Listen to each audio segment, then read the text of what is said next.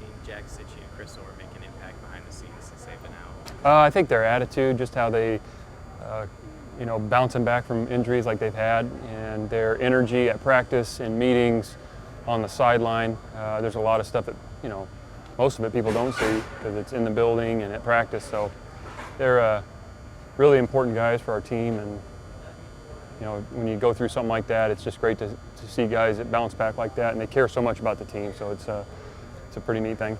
How excited are you about the prospect of, getting those two guys back next year and having that kind of depth in a position like inside linebacker? Yeah. Never want anybody to go down, but it happens in football, and the guys that were asked to step up did a fantastic job, and there's a lot of examples of that. But that position, it happened to a couple different guys, and it'll be great to get those two back and healthy as fast as possible and make that group even stronger. Where have Connolly and Dooley made the most growth with their increased playing time? I think just the more repetitions you get, not only in practice but in especially games, you just feel more and more comfortable. The game starts to slow down for you. You see things cleaner. You can make quicker decisions, and I think that's happened for both of those guys. What makes T.J. Watt so dominant? Yeah, he's got the physical tools. Obviously, he's very strong and athletic and big guy.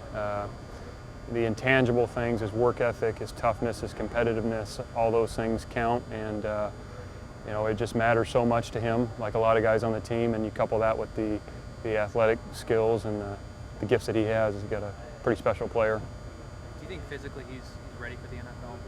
Yeah, I never try to get involved in that stuff too much. I know TJ's a heck of a player, and he's going to play football for a long time. So the rest of that stuff, I never try and, I have a hard time guessing what those guys are thinking. Yeah. Coach, Western Michigan obviously has some weapons on the offensive side of the ball. What have you noticed so far in the scouting process? Very well-rounded team, really good offense. They give you multitude of formations, runs, passes. The quarterbacks, they've been very efficient with the ball. They don't turn it over much. They just don't make a lot of mistakes, period. And they got some really good players. The quarterbacks played really well. O-line is big and physical. They run the ball efficiently. The receivers, obviously, the one receiver is a big-time player, and so they're a real good football team. What kind of challenges does he present, the wide receiver? Yeah, he's got really good size. He gets in and out of his breaks. He catches every ball that's thrown to him. So he's just a really talented player, and they've done a great job getting him the football in different spots. They'll move him around. They don't always put him at one spot, so it's not like you always know where he's going to be pre-snap. Yeah. What aspects have you been stressing in practice and will stress going into the bowl game? Well, this first part of the bowl prep is really focusing on us and just working the fundamental things that we always need to work on, no matter you're in season or, spring ball, fall camp. So a lot of the fundamental things, a lot of the young guys have got some more work, and now we'll start the game prep here next practice. Did not having Sheehy and James in the Big Ten, did that limit what you could do that night? We had plenty of opportunities to make some plays, and it's part of the game, not having guys, and guys get dinged up and injured, and we just didn't play well enough kind of from the mid-second quarter on to win the game. Did you come out of that game feeling like you guys, that's not who you were? I mean, or do you have some concerns moving forward against a Western Michigan team with a pretty... I have utmost confidence in our players, and we just didn't make enough plays to win that game, and I know our guys would love the chance to play it again, but that's not the way it works. So you go back and you learn from it and you move forward. They stayed away from Sojourn a lot in that game. Is that a sign of respect for him, or is that the way the game went? Yeah, I think some of that's maybe some of the route concepts they were working. Sojourn did a great job and had a really good season for us, and we'll need him again in the bowl game. But some of that has to do with kind of the coverages you play and some of the route combinations they were running, I would think. Has he taken a big step up this year as you look at his season? Yeah, I think he's just gotten better and better. I think you say that for the whole group.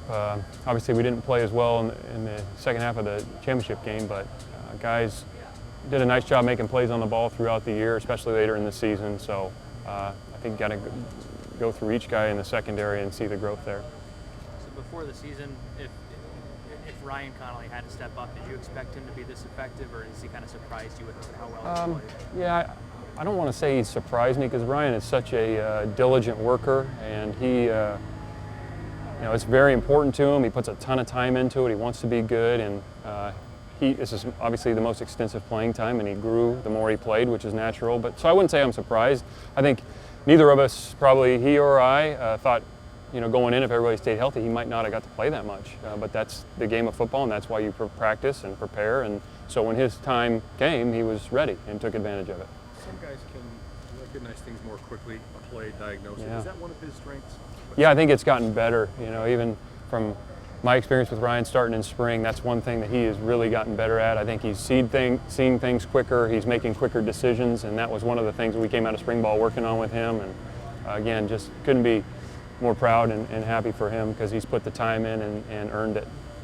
When you do have all those inside linebackers healthy, is it going to be hard to get 4 guys playing time, or is it? I guess it's a good problem to have. Yeah, I mean we got to get everybody healthy first. Yeah. Those things we'll discuss that later on. But we're excited about the group, and the guys progress throughout the year, and excited to get the other 2 back and healthy, and we'll go from there. The other inside linebacker, how important is TJ Edwards been Yeah. this year? Yeah, TJ, missed some valuable time in summer and fall camp, which he never can get back, and really played himself into game shape. And TJ's a real good football player, and he's playing his best football toward the end of the season, which is not surprising, and expect him to continue to get better and better and take the next step in his development. Coach, what about Derek Tyndall, one of the guys in the secondary that'll be back next year? What have you seen from him? Yeah, just same, seeing those guys grow and improve, whether it's technique or understanding a scheme on defense or maybe a route concept on offense, how the offenses are trying to attack the coverages, and just playing more and more comfortable. And I think Jim has done a fantastic job with that whole group, and I think he's a guy that will continue to get better.